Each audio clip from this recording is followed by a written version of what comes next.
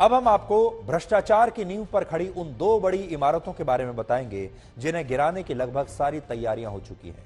इन इमारतों को twin towers भी कहा जाता है, जो दिल्ली में स्थित देश के संसद भवन से सिर्फ 25 किलोमीटर दूर नोएडा में मौजूद हैं। और महत्वपूर्ण बात यह है कि 28 अगस्त को जब इन दोनों टावर्स को गिराया जाएगा, तब यह घटना बहुत ऐतिहासिक भी होगी और अभूतपूर्व भी होगी। ऐतिहासिक इसलिए होगी क्योंकि हमारे देश में आज तक इतनी विशाल और ऊंची इमारतों को कभी भी अदालत के आदेश पर इस तरह ध्वस्त नहीं किया गया। और अभूतपूर्व इसलिए होगी क्योंकि ये दोनों टावर्स भ्रष्टाचार की वजह से गिराए जा रहे हैं। ये भ्रष्टाचार क्या है, इसकी कहानी भी आपके लिए आज सुनना बड़ा दिलचस्प होगा। लेकिन उससे पहले यह देखिए कि इन दोनों टावर्स को गिराने के लिए क्या क्या तैयारियां चल रही हैं और इस कार्रवाई से पहले आसपास रहने वाले लोग कितने डरे हुए हैं, क्योंकि जब इतने विशाल टावर्स गिरेंगे तो आप सोचिए आसपास के मकानों का और बिल्डिंग्स का क्या होगा। असल में इन दोनों टावर्स की ऊंचाई बहुत ज्यादा है। इनमें एक टावर 32.5 मंजिल का है और इसकी ऊंचाई लगभग 103 मीटर है। दूसरा टावर 30.5 मंजिल का है और इसकी ऊंचाई 97 मीटर है, 97 मीटर। यानी ये दोनों टावर्स कुतुब मीनार से भी कहीं ज्यादा ऊंचे हैं। इसलिए इन्हें गिराने के लिए काफी बड़े स्तर पर तैयारियां की गई हैं। इन दोनों टावर्स के कॉलम में कुल 9,640 छेद किए गए हैं, जिनमें से 3,500 किलोग्राम बारूद लगाया गया है। और 28 अगस्त को दोपहर ठीक 2:30 बजे इनमें विस्फोट किया जाएगा और सिर्फ 9 से 12 सेकंड के बीच ये दोनों टावर्स ध्वस्त हो जाएंगे। यानी जिन टावर्स को बनाने में 3 वर्षों का समय लगा, वो कुछ सेकंड में एक मलबे में तब्दील हो जाएंगे। और इन दोनों टावर्स के आसपास दो बड़ी बड़ी हाउसिंग सोसाइटी हैं, जिनमें 5,000 लोग रहते हैं और लगभग 2,700 गाड़ियां यहां पर खड़ी होती हैं, जिन्हें दूसरी जगह शिफ्ट करने के लिए भी अब इंतजाम किए गए हैं। इसके अलावा इन दोनों टावर्स के 500 मीटर के दायरे में सुरक्षा के लिहाज से कई तैयारियां की गई हैं। जैसे गैस पाइपलाइन का निरीक्षण किया गया है, क्योंकि जिस दिन इन्हें गिराया जाएगा उस दिन गैस पाइपलाइंस बंद कर दी जाएंगी। इसके अलावा बिजली और पानी की सप्लाई भी उस दिन बंद रहेगी। और इमारत गिरने पर 300 मीटर की ऊंचाई तक धूल का गुबार उड़ेगा, इसलिए नागरिक उड्डयन मंत्रालय को भी इसकी जानकारी दी गई है। और 2:30 बजे के बाद कुछ समय के लिए दिल्ली और ग्रेटर नोएडा एक्सप्रेसवे भी बंद करने का फैसला लिया गया है। और इस इलाके के कुछ लोग इस कार्रवाई को लेकर थोड़े बहुत डरे हुए भी हैं। ऐसा अनुमान है कि जब ये दोनों इमारतें गिरेंगी तब 35,000 क्यूबिक मीटर मलबा और धूल का एक बहुत बड़ा गुबार पैदा होगा, जिससे हवा में PM 2.5 और PM 10 के प्रदूषण का स्तर खतरनाक हो जाएगा। लगभग 3 किलोमीटर के दायरे में धूल का गुबार छाया रहेगा और अगर तेज हवा नहीं चली तो यह गुबार काफी देर तक इन इलाकों में ऐसे ही बना रह सकता है। इसके अलावा इन दोनों इमारतों के गिरने से जितना मलबा पैदा होगा उसे हटाने में 3 महीने का समय लगेगा और इस दौरान इस पूरे इलाके में वायु प्रदूषण भी बहुत बढ़ जाएगा। वर्ष 2020 में जब केरल के कोच्चि में अवैध तरीके से बनाई गई रिहायशी इमारतों को इसी तरह गिराया गया था, तो वहां पर भी वायु प्रदूषण खतरनाक रूप से बढ़ गया था और वैसी ही स्थिति अब यहां पैदा हो सकती है। हालांकि प्रशासन और इस इमारत को गिराने के काम में जुटी कंपनी का कहना है कि उसकी तरफ से ऐसी तैयारियां की गई हैं जिससे कम से कम प्रदूषण फैले और लोगों को ज्यादा तकलीफ ना हो। आप पहले इस पर हमारी ये विशेष रिपोर्ट देखिए और फिर आपको बताएंगे कि आखिर ये दोनों टावर्स किस तरह के भ्रष्टाचार की वजह से गिराए जा रहे हैं।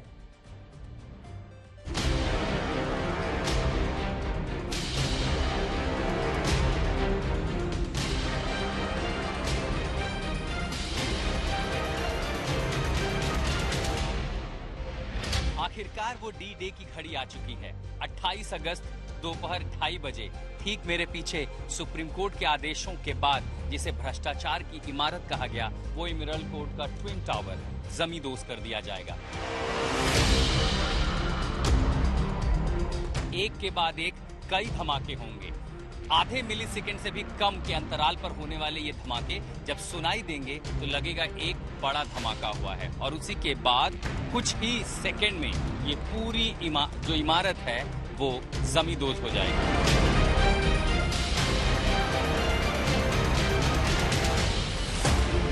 रविवार को दोपहर 2:30 बजे सिर्फ यही नहीं, आसपास के 2 किलोमीटर के रेडियस की सारी सड़कें बंद रहेंगी।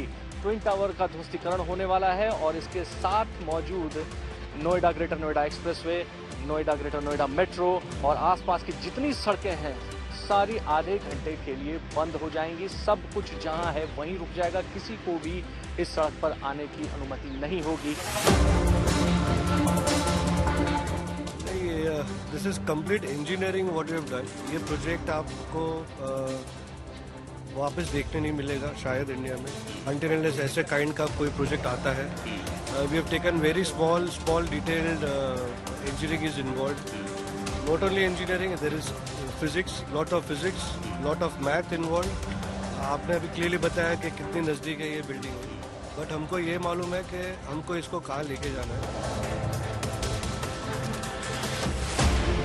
जब एक्सप्लोसिव ब्लास्ट होगा, धमाका होगा, तो सबसे बड़ी चुनौती होती है कि वहाँ किसी तरह की कैजुअलिटी ना हो। अब ये जो आप डायग्राम देख रहे हैं, पुलिस की तैयारियां ऐसी हैं कि इस जगह पर जहाँ पर ब्लास्ट हो रहा है यहाँ पर हम खड़े हैं और यहाँ पर हम खड़े हैं। ये पूरी जो पेरीफेरी है, एक लंबा पेरीफेरी है जिसको सैनिटाइज किया जाएगा, यानी परिंदा भी उसमें पर न मार सके। एमरल्ड पोर्ट के अंदर इस वक्त हम लोग मौजूद हैं। ये इलाका पूरी तरीके से आबादी से भरा हुआ है और इसके मात्र 9 मीटर दूर ये इमारत है ट्विन टावर्स जो डिमोलिश होने वाली हैं। ये तमाम लोग जो अभी यहाँ पर रह रहे हैं, ये तमाम कारें, सब कुछ यहाँ से हटेंगी। एक दिन पहले हम लोग शिफ्ट होंगे यहाँ से। RW का कहना तो ये है कि अर्ली मॉर्निंग 7 हम लोग शिफ्ट हो सकते हैं, बट हम लोग अपने कन्वीनियंस के अकॉर्डिंग एक दिन पहले ही शिफ्ट हो जाएंगे। एंड 28 को भी नहीं होंगे, 29 की इवनिंग में हम लोग आएंगे वापस। जब आप बिल्डिंग के भीतर आते हैं तो ये देखिए कितनी नज़दीकी। जो सबसे बड़ी फिक्र थी वो क्यों थी? ये जो काली थैली में आप जो देख रहे हैं स्ट्रक्चर, यही है वो ट्विन टावर। ये गिरना है और वहाँ से मेरे बीच की दूरी अगर आप देखेंगे तो महज कुछ मीटर ही है जहाँ पर मैं खड़ा हूँ। नीचे आप देखिए ये बड़े बड़े कंटेनर लगाए गए हैं ताकि जब मलबा नीचे गिरेगा, अब ये समझिए कि 30 मंजिला इमारत जब नीचे गिरेगी तो ढेर सारा मलबा आएगा। वो मलबा जो हॉरिजॉन्टली ना फैले उसको रोकने के लिए यहाँ पर आप देखिए बड़े बड़े कंटेनर लगाए गए हैं। देखिए बस सिर्फ इतना ही नहीं है कि क्या हिदायत मिली है RW से। हाँ, सामान बचाने के लिए हम जैसे टीवी को पलंग के ऊपर उल्टा लटाएंगे, जितनी ये वॉल हैंगिंग्स है ये सब हटा देंगे और अपने घर को हम पॉलीथीन से कवर भी कर रहे हैं। एडिफिस वाले भी कह रहे हैं कि जो हमारे ग्लासेस वगैरह अगर इनकेस अगर टूटते हैं तो वो रिप्लेस करके दें।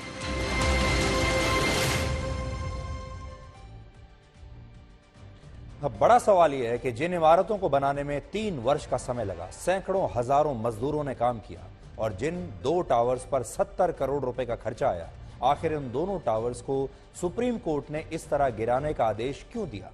तो इसका कारण है भ्रष्टाचार और आपको जानकर बड़ी खुशी होगी।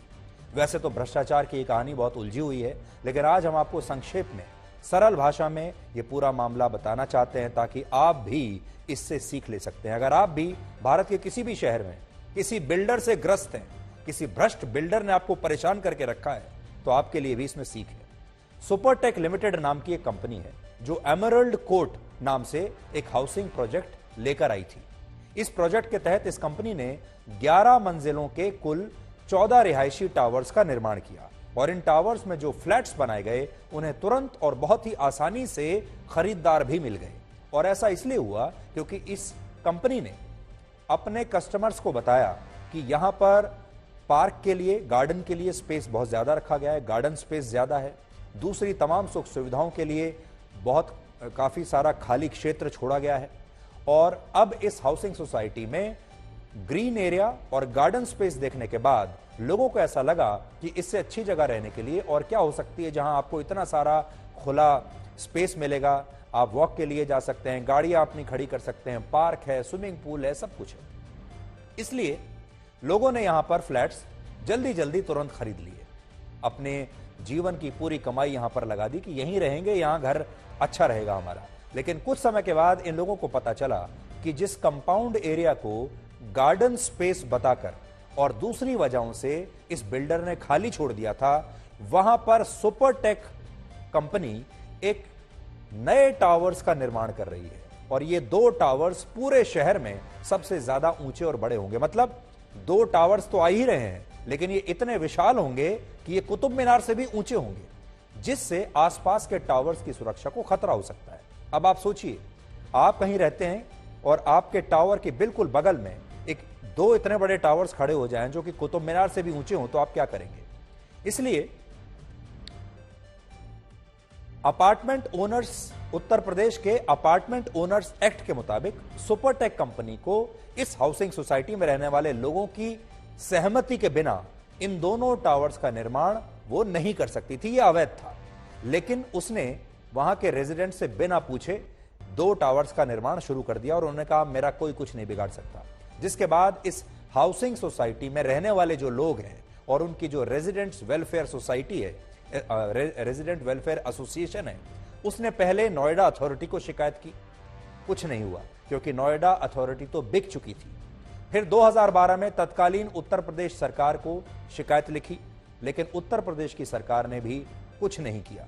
और जब दोनों जगहों पर कोई सुनवाई नहीं हुई, ना तो नोएडा अथॉरिटी में और ना ही सरकार में, तो उसी वर्ष यहां रहने वाले जो लोग थे वो इलाहाबाद हाईकोर्ट चले गए और इलाहाबाद हाईकोर्ट ने इन टावर्स को गिराने का फैसला सुना दिया। और बाद में सुप्रीम कोर्ट में भी यह मामला गया और सुप्रीम कोर्ट में भी यह बात सही पाई गई और इस जगह पर इतनी विशाल इमारतों का निर्माण नहीं हो सकता था, यह सुप्रीम कोर्ट ने कहा। लेकिन सुपरटेक कंपनी और नोएडा अथॉरिटी के भ्रष्ट अधिकारियों की मिलीभगत और भ्रष्टाचार से इमारतें खड़ी तब तक की जा चुकी थी। सोचिए, इतना बड़ा अवैध निर्माण, कुतुब मीनार से भी ऊंचे 2 टावर्स बनकर तैयार हो गए और नोएडा के किसी अधिकारी ने रोकने की कोशिश नहीं की। उत्तर प्रदेश के सरकार ने इसे रोकने की कोशिश नहीं की और इस मामले में नियमों का जबरदस्त उल्लंघन हुआ खुलेआम। इन दोनों टावर्स के बीच कम से कम 16 मीटर की दूरी होनी चाहिए थी, लेकिन जब ये टावर्स बन रहे थे तो इनके बीच सिर्फ 9.88 मीटर की दूरी रखी गई, जो कि नियमों का उल्लंघन था। और ऐसा इसलिए हुआ क्योंकि कुछ सरकारी अफसर बिक चुके थे। बड़ी बात यह है कि अथॉरिटी और दूसरे विभागों में सुपरटेक कंपनी की इतनी ज्यादा पकड़ थी, इतनी चलती थी कि उसने 3 वर्षों में 915 फ्लैट्स और 21 कमर्शियल शॉप्स तैयार कर ली। 633 फ्लैट्स की बुकिंग से 180 करोड़ रुपए इकट्ठे भी कर लिए और इन दोनों अवैध निर्माणों इमारतों का 100 करोड़ रुपए का इंश्योरेंस कवर भी उसने ले लिया इस बिल्डर ने, जो कि एक चमत्कार था।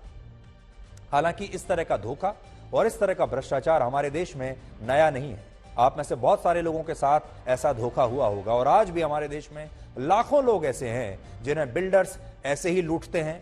जब फ्लैट्स की बुकिंग होती है तो बिल्डर कुछ और बताता है और जब फ्लैट की डिलीवरी होती है तब तक बहुत सारी चीजें बदल चुकी होती हैं और बिल्डर्स कस्टमर्स को कहते हैं कि आप हमारा कुछ नहीं बिगाड़ सकते, क्योंकि सरकारी अधिकारी उनकी जेब में होते हैं।